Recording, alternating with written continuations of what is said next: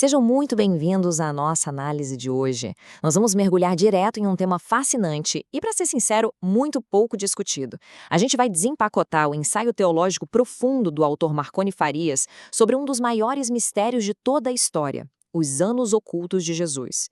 Existe um detalhe nos textos antigos que é simplesmente desconcertante e que, na maioria das vezes, passa batido nas nossas leituras do dia a dia. Então, vamos estruturar essa ideia e entender as fundações de como o reino de Deus foi revelado através, por incrível que pareça, de uma vida extremamente silenciosa. 18. Não é só uma contagem ou um número qualquer. Nós estamos falando de uma colossal lacuna histórica. São 18 anos ininterruptos de silêncio absoluto. Ali, entre os 12 e os 30 anos de idade, Yeshua efetivamente dá um ghosting na história e simplesmente desaparece das páginas bíblicas. Imagina só o peso disso. Não tem relato de milagre, não tem multidão em êxtase, nenhum grande discurso público. É como se a figura central de toda uma narrativa sumisse completamente do mapa por quase 2 décadas. E é aqui que a gente entra na nossa parte 1, o enigma do silêncio. Uma pausa totalmente intencional. É uma tentação enorme olhar para esse buracão nos registros históricos e achar que é só uma falta de informação ou uma pausa insignificante, né? Mas o Farias argumenta exatamente o oposto. O silêncio não é vazio, ele é formação. É exatamente nesse espaço oculto, mas muito longe dos holofotes e dos grandes palcos lá de Roma ou de Jerusalém, que o verdadeiro trabalho divino acontece. A construção daquele que ia dividir a história não rolou debaixo de aplausos do público, mas no silêncio absoluto do cotidiano. Avançando agora para a parte 2. A raiz histórica judaica. Um contexto que é absolutamente essencial para entender o resto. Hoje em dia, existe uma tendência gigantesca na nossa mentalidade moderna de transformar Yeshua num mestre universal puramente abstrato. Sabe, quase como se ele flutuasse sobre a história, completamente desligado das raízes de Israel. Mas quando a gente olha para a verdade documental, ela nos mostra uma figura histórica profundamente judaica. Toda a linguagem dele, os símbolos hipercomplexos e as parábolas, tudo isso brota direto do coração da Torá, dos ensinamentos dos profetas e daquela esperança messiânica fervilhante da era do Segundo Templo. Ele não surgiu do nada, do vácuo. Ele brotou de um solo muito, muito específico. E olha só, a encarnação não foi só um conceito espiritual bonitinho de se debater. Ela significou assumir a condição humana no meio do suor e da poeira. Ele estava lá, submerso na cultura judaica, batendo perna pelas estradas rurais da Galileia, participando ativamente dos serviços nas sinagogas, celebrando todas as festas bíblicas. E, o mais importante de tudo, ele compartilhou das dores do povo.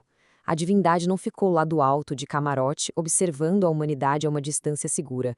Ela escolheu entrar com tudo no meio da confusão e da dor real. O que nos leva à nossa parte 3, as manhas de um construtor, a dura e crua realidade de Nazaré. Tecton, um construtor ou um artesão que trabalha pesado com madeira e pedra. Naqueles anos todos de silêncio, Yeshua não estava só meditando de pernas cruzadas no topo de uma montanha tranquila. Ele estava cortando pedras brutas e carregando toras pesadas ao lado de José e, detalhe, sem absolutamente nenhuma ferramenta elétrica moderna para dar uma força. Isso aterra a figura teológica bem na realidade do suor físico. Antes de tocar em multidões febris, aquelas mãos passaram décadas quebrando pedra e lidando com os calos e o cansaço esmagador de um trabalhador braçal. E essa rotina que já era exaustiva acontecia no que a gente pode chamar de um verdadeiro barril de pólvora. A Galileia do primeiro século era tensa demais. Tinha uma tensão política constante fervendo no ar, com o povo sendo esmagado por impostos abusivos e aquela brutalidade militar romana espreitando em cada esquina. O ar era muito denso, carregado de uma expectativa messiânica fortíssima. Era um cenário de atrito constante, uma fricção brutal mesmo, entre o poder avassalador do império e a periferia marginalizada que só estava ali tentando sobreviver.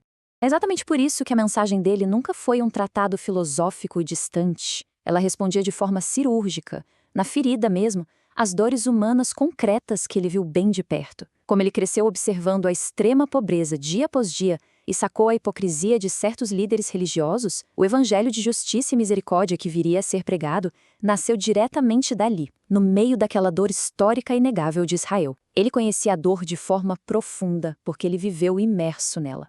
Agora vamos mais fundo na nossa parte 4, a pedagogia do oculto, o significado espiritual por trás dessa história toda. Como o Farias aponta de forma brilhante lá no ensaio. Deus frequentemente inicia suas maiores obras em lugares ignorados pelos homens. Parem um instante para considerar o peso dessa frase. Os céus poderiam muito bem ter preparado o Messias nas ruas bem pavimentadas de Roma, ou nos palácios da elite, ou mesmo bem no epicentro religioso de Jerusalém. Mas não. A preparação rolou em Nazaré, uma vila tão pequena e isolada que era historicamente desprezada. Era praticamente invisível aos olhos de qualquer império.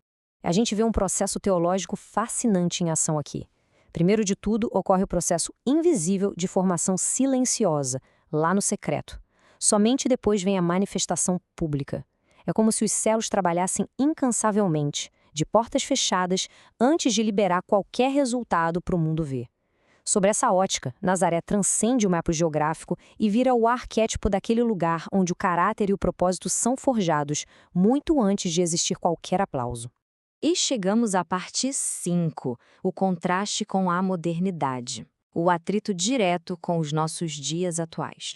Vamos ser bem sinceros, a gente vive numa cultura onde ficamos desesperados se um vídeo de 15 segundos demora para carregar no celular, não é verdade?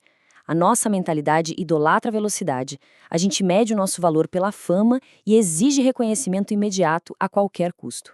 Mas o modelo do reino de Deus opera no polo oposto.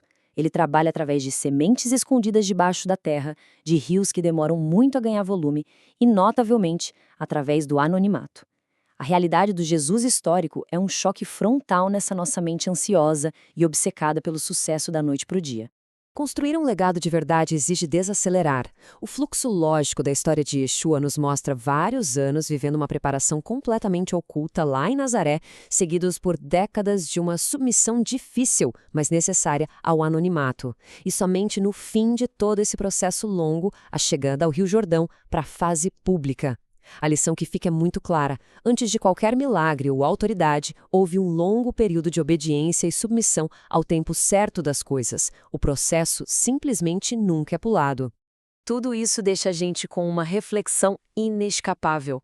Onde é que a preparação oculta de Deus está acontecendo hoje? A grande mensagem desse material é que as obras que realmente transformam o mundo nunca, jamais começam diante dos holofotes. O silêncio nunca foi um abandono da história. Ele sempre foi um imenso laboratório de preparação. É um convite tanto para a gente respeitar e valorizar mais os nossos próprios anos invisíveis. Fica aí essa provocação para continuarmos expandindo as nossas mentes. Um forte abraço e até a nossa próxima análise.